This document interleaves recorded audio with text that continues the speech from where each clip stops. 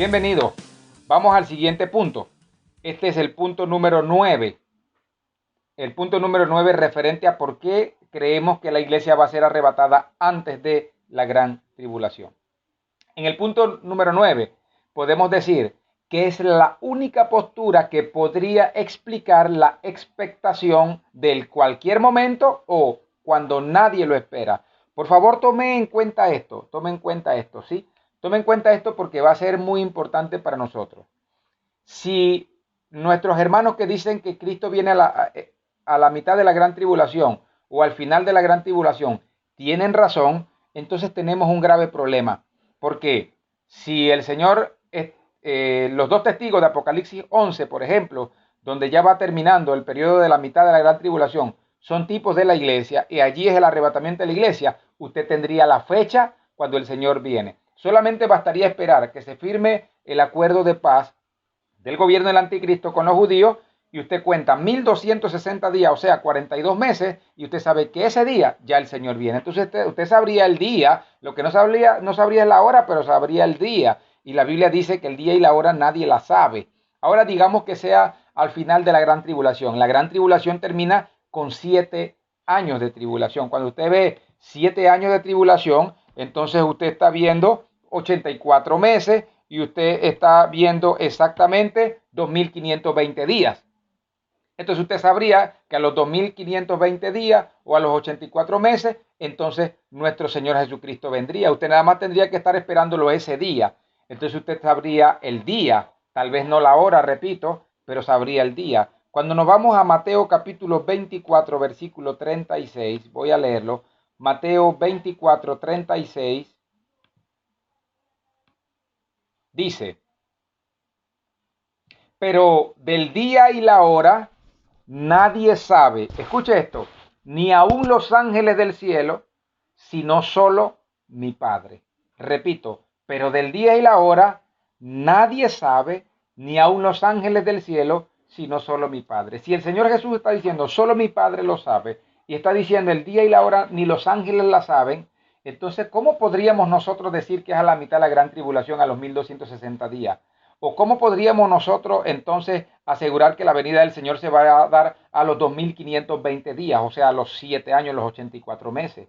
Nosotros no podríamos tener ese dato porque la Biblia dice que el día y la hora nadie la sabe. Cuando usted va a Mateo 24:37, un texto después, dice: mas como en los días de Noé, así será la venida del Hijo del Hombre. ¿Cómo fue la venida del Hijo del Hombre? ¿Cómo será la venida del Hijo del Hombre? Ok, como en los días de Noé. Le pregunto a usted, Noé también tuvo que estar nadando en las aguas con su familia y luchar con un tronco para tratar de sobrevivir hasta que todo el agua bajó mientras la gente se moría. ¿Fue librado milagrosamente de esta forma? No.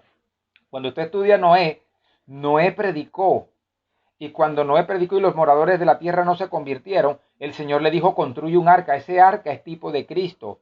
Ese arca le permitió a Noé meter a toda su familia y a muchos animales, y cuando estuvo allí, él fue librado. Esa fue la esperanza bienaventurada de Noé, estar en un gran barco donde, aunque había tormenta y todo, él tenía comida, él estaba seco, él estaba tranquilo, esperando que pasara todo el tiempo ese de tribulación de los hombres en la tierra por la inundación, y cuando todo terminó al final, él puede salir y él puede presentar sacrificios y ofrenda al Señor. Entonces, si esto va a ser como en los días de Noé, Cristo es la barca, Cristo es nuestra esperanza bienaventurada, el que nos va a librar de la gran tribulación. Pero el día y la hora, dice en el 36, nadie la sabe, ni los ángeles la saben, dice, sino solo mi Padre. Entonces, esto para nosotros es muy importante. Porque en este punto número 9 lo que estamos diciendo es que la postura del arrebatamiento de la iglesia antes de la gran tribulación es la única que podría explicar esa expectación de cuando nadie lo espera o en cualquier momento. Número 10, esto se pone más interesante. ¿Qué le parece que la palabra iglesia no aparece en Apocalipsis? Desde el capítulo 4 hasta el capítulo 18 de Apocalipsis ya no aparece la palabra iglesia. Qué misterio, ¿verdad? Porque la palabra iglesia pues es importante. Cuando usted comienza a leer Apocalipsis en el capítulo 2 y en el capítulo 3, se le están hablando a las 7 iglesias. La iglesia es muy amada, es la esposa. Entonces, cuando usted ve que Juan en el capítulo 4, versículo 1, sube y es llevado al cielo para que le muestre, para poder vivir lo que va a ocurrir durante el tiempo de la gran tribulación, de allí desde el capítulo 4 hasta el capítulo 18, nunca más se menciona la palabra iglesia. Se menciona la palabra santo, pastor, claro que se menciona la palabra santo. Y es que en medio de la gran tribulación, producto de la gran tribulación, producto de la predicación en la gran tribulación de los dos testigos, de 144,000 judíos que son prominentes y que se convierten al evangelio por la predicación de estos dos testigos, y producto de la predicación del evangelio eterno a través de un ángel, que la Biblia lo tipifica en Apocalipsis también, producto de esto muchas personas se convierten. De hecho, Apocalipsis capítulo 7 le explica a usted que hay una gran cantidad de personas de todo pueblo, tribu, lengua y nación que son salvos y que son librados en el periodo de la gran tribulación. Entonces, ¿hay personas salvas en la gran tribulación, pastor? Por supuesto que hay personas salvas. La misericordia de Dios sigue creciendo allí, pero a esto se le llama los santos, porque han aceptado a Cristo. Entonces, ¿el Espíritu Santo sigue aquí en la tierra, pastor? Claro que sigue aquí en la tierra, porque solo Él puede redarguir al hombre de pecado, de justicia y de juicio. Solo Él puede darle ese sentimiento de arrepentimiento. Entonces, cuando la gente se arrepiente, a esa gente se le conoce como santos. A los judíos que se convierten se les conoce como santos. A los gentiles que se convierten se les conoce como santos.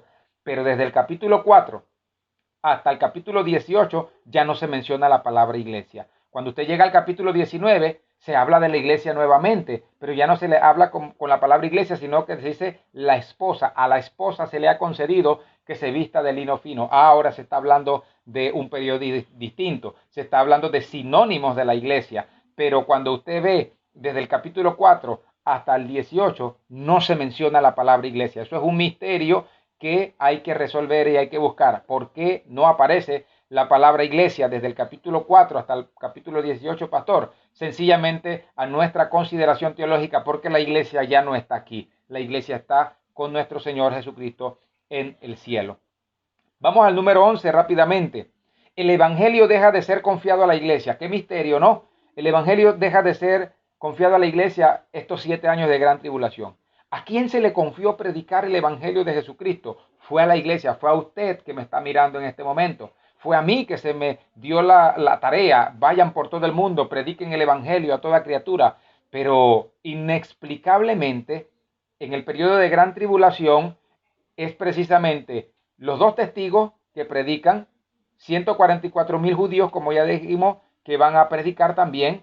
Y cuando usted ve eso, también está viendo a un ángel que sale a predicar el evangelio eterno. Entonces usted dice, pastor, esto es, ¿qué tan importante es esto? Es muy importante, porque si ya la iglesia no se le confía el predicar el evangelio, no aparece la iglesia predicando durante la gran tribulación, es un misterio muy poderoso. Porque estos otros entes sí predican para que gente en la tierra se salve y por qué la iglesia no, que es la representante o la regente número 1 del Señor para predicar el evangelio? La razón es porque la iglesia ya no está en la tierra. Vayamos al punto número 12 y esto se va poniendo más interesante, así que usted puede dejarnos sus comentarios aquí en nuestro canal de YouTube. Esto se va a poner muy interesante para los puntos que vienen.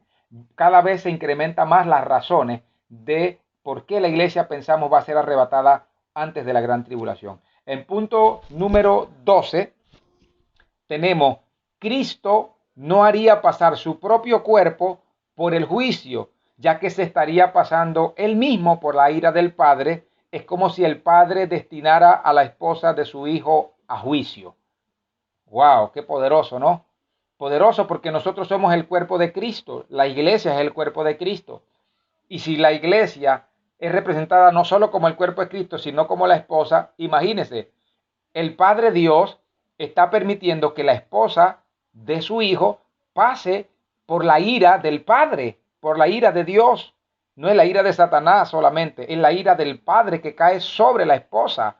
Entonces, cuando estamos viendo esto, estamos viendo también que la iglesia es tipificada como el cuerpo de Cristo. Y si la iglesia es el cuerpo de Cristo, amado hermano, amado pastor, amado consiervo, entonces el cuerpo de Cristo pasa por la gran tribulación y sobre el cuerpo de Cristo se vierte toda la ira del Padre. Se vierte los 7 sellos, las 7 trompetas, las 7 copas de la ira, los 4 jinetes del Apocalipsis que están en los sellos, un montón de horrores, de plagas que también están tipificados en el derramamiento de las copas de la ira. Entonces la iglesia tendría que no solamente ser golpeada por la ira de Satanás, que siempre ha sido la tónica natural, sino que ahora toda la ira de Dios está cayendo sobre el cuerpo de su propio Hijo amado Jesús. Entonces eso para nosotros no es tan concebible en este momento. ¿Qué hay de los que se quedaron y fueron salvos durante la gran tribulación? Pues la Biblia en Apocalipsis explica que ellos van a tener que pagar con su vida. ¿Y por qué pasan por este momento? Precisamente porque menospreciaron la sangre de Cristo, que les podría en un tiempo haber librado de la ira venidera. Entonces ellos tendrán que pagar con su vida para poder ser salvos y son conocidos como los santos. Vamos a la razón número 13 y esto se va poniendo más interesante y más fuerte. Espero que usted se suscriba a nuestro canal de YouTube. 14 posiciones estamos viendo por las cuales creemos la iglesia va a ser librada de la gran tribulación. Son 14 posiciones. Número 13. Explica la resurrección de los muertos basados en Juan 5:28. Porque siempre son atacados en la postura. Voy a leer Juan 5:28. Siempre son atacados y decir, bueno, pero es que la Biblia solo habla de la primera y de la segunda resurrección. De la primera resurrección, pastor, que es cuando los muertos en Cristo resucitan. Y la segunda resurrección, que es aquellos que no se arrepintieron de sus pecados y que son resucitados al final de los tiempos para ser llevados a juicio. Ok, pero cuando veamos nosotros esto, usted dice, si el Señor viene en el arrebatamiento primero y nos lleva, si se da el producto del arrebatamiento antes de la gran tribulación, allí los muertos resucitan. Y luego entonces la Biblia habla de otro suceso donde los muertos vuelven a resucitar, pero no los muertos para el juicio final ya de las naciones, sino otros muertos que también son galardonados en el Señor. ¿Por qué crean tantas resurrecciones? Porque en la Biblia simplemente existen muchas resurrecciones manifestadas. Entonces voy a ir al libro de Juan, capítulo 5, y voy a leer el versículo 28, donde dice, no os maravilléis de esto, porque vendrá hora cuando todos los que están en los sepulcros oirán su voz, y los que hicieron lo bueno saldrán a resurrección de vida, mas los que hicieron lo malo a resurrección de condenación. Mire que está hablando de las dos resurrecciones, uno para vidas y otro que van a resucitar para condenación. Voy a seguir leyendo ahora otros pasajes que son muy interesantes. Mateo capítulo 27, versículo 51. Mateo 27, 51 nos dice lo siguiente. Y he aquí el velo del templo se rasgó. ¿Qué pasó cuando Jesús resucitó? ¿Recuerda usted la escena? He aquí el velo del templo se rasgó en dos, de arriba abajo, y la tierra tembló, y las rocas se partieron, y se abrieron los sepulcros, y muchos cuerpos de los santos que habían dormido se levantaron, y saliendo de los sepulcros, después de la resurrección de él, vinieron a la santa ciudad, y aparecieron a muchos. Nótese, cuando el Señor resucitó de los muertos, en ese momento cuando él resucita, no resucita solo, sino que hay una resurrección simultánea de lo que la Biblia llama los santos, los que habían seguido al Señor, los que amaban a Dios en algún tiempo, los llama los santos. Entonces, este tipo de personajes resucitan. Mire que allí hay una resurrección y esa resurrección no la podemos ver en nosotros como la primera resurrección de los muertos en Cristo resucitarán primero, pero estamos mostrándole que no podemos hacer teología solamente diciendo que existen dos resurrecciones y no hay más. Es que nuestro Señor Jesucristo resucitó. Es que también los que en ese tiempo eran los santos resucitaron en Jerusalén también. Es que los dos testigos de Apocalipsis 11, 3 días y medio después que son crucificados, también resucitan.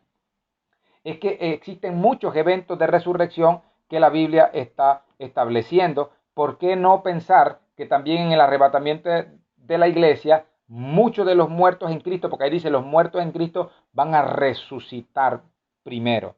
Entonces, Primera de Corintios capítulo 15 versículos 21 al 23 dice, Porque por cuanto la muerte entró por un hombre, también por un hombre la resurrección de los muertos. Porque así como en Adán todos mueren, escuche, también en Cristo todos serán vivificados, pero cada uno en su debido orden. Cristo resucitado, luego las primicias, los que resucitan con él, luego los que son de Cristo en su venida. Entonces Pablo está hablando de varias resurrecciones que se van a dar a través del tiempo.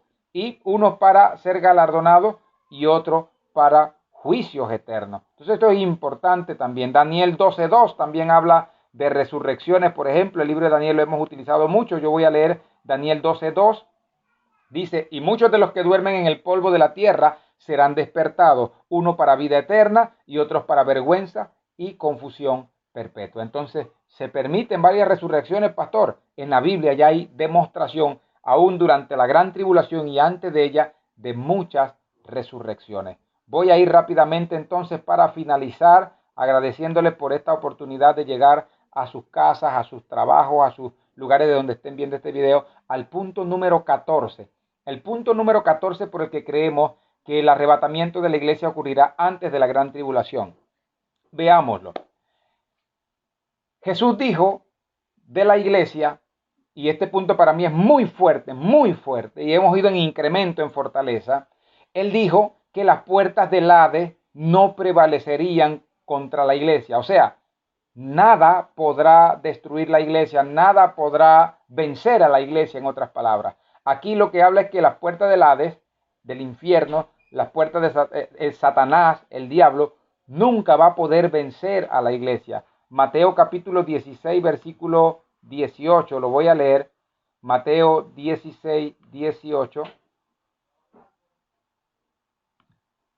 Mateo 16, 18 dice claramente, y yo también te digo que tú eres Pedro, y sobre esta roca edificaré mi iglesia, y las puertas del Hades no prevalecerán contra ella. Repito, las puertas del Hades no prevalecerán contra ella. Si la iglesia tiene que pasar por el periodo de la gran tribulación, entonces note lo que va a pasar aquí. Apocalipsis capítulo 13, versículo 7 dice que al gobierno del anticristo se le dan algunas facultades. Y dice ¿cuál? Apocalipsis 13:7 dice, y se le permitió hacer guerra contra los santos y vencerlos. También se le dio autoridad sobre toda tribu, pueblo, lengua y nación. Al anticristo, al gobierno del anticristo, se le da esta facultad de hacerle guerra contra los santos y vencerlos. Pero estos santos que está hablando la Biblia son aquellos que se arrepintieron y tienen que pagar con su vida en el periodo de gran tribulación.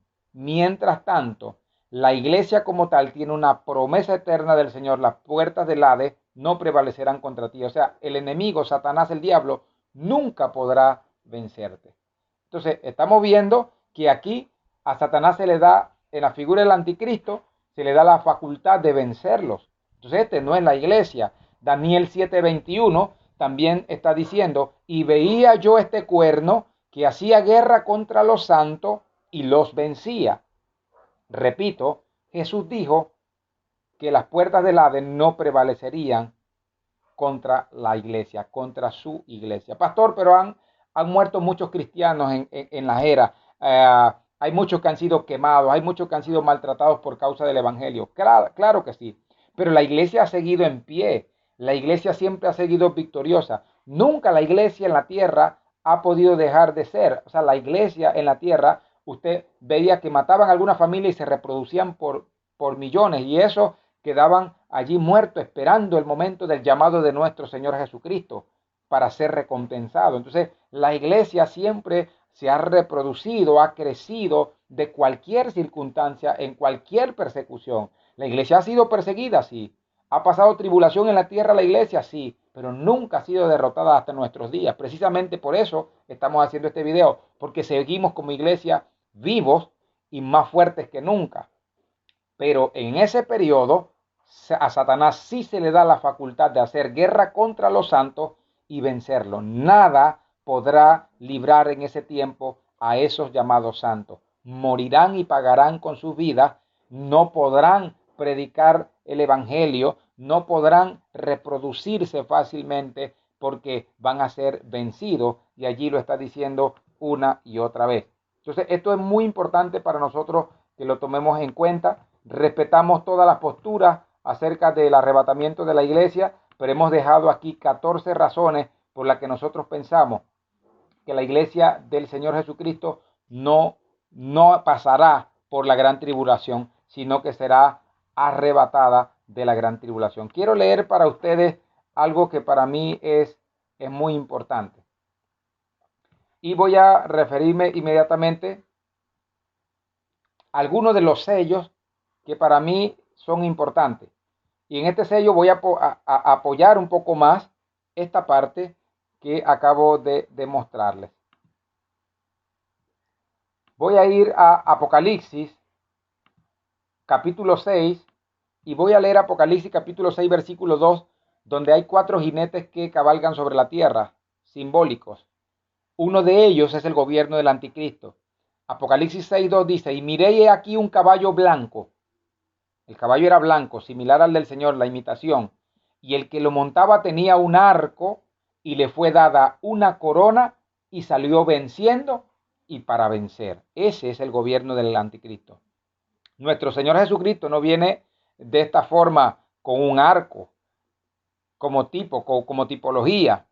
Pero a este anticristo se le da corona, o sea, gobierno, y salió venciendo y para vencer. Pero a la iglesia, el Señor dijo, las puertas del Hades, o sea, ningún gobierno espiritual podrá vencer y destruir la iglesia. Sin embargo, este ser espiritual vemos que sí sale y sí vence. Y Apocalipsis 13:7 corrobora que hace guerra contra los santos y los vence. Y Daniel 7:21 corrobora que hace guerra contra los santos y también lo vence. Entonces, esto para que a usted le quede muy claro, porque hay algunas personas que de repente me han dicho, pastor, ese es nuestro Señor Jesús. No, ese es el anticristo.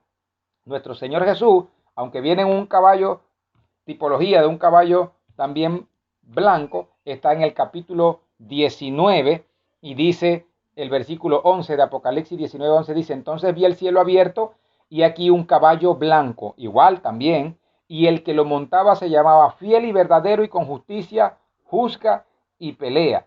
Y el 15 dice, de su boca sale una espada aguda para herir con ella a las naciones. Entonces, este no es el anticristo, este sí es mi Señor Jesús. De su boca sale una espada aguda, o sea, el poder de su palabra para regir a las naciones, para herirlas también, para destruirlas y someter los gobiernos de la tierra. Entonces, estamos hablando de dos seres distintos. Esperamos que este video les haya aprovechado. Tenemos 14 posturas, 14 razones elementales, teológicas, pero a la vez profundas, por las que creemos que la iglesia es librada de la gran tribulación. Gracias por suscribirse a nuestro canal y por favor déjenos sus comentarios aquí. Habilite la campanita de notificaciones también para que pueda recibir otros videos respecto a escatología bíblica u otros aspectos teológicos que también tratamos en este canal. Los espero pronto en nuestro canal. Dios les bendiga. Nos vemos pronto. Bendiciones.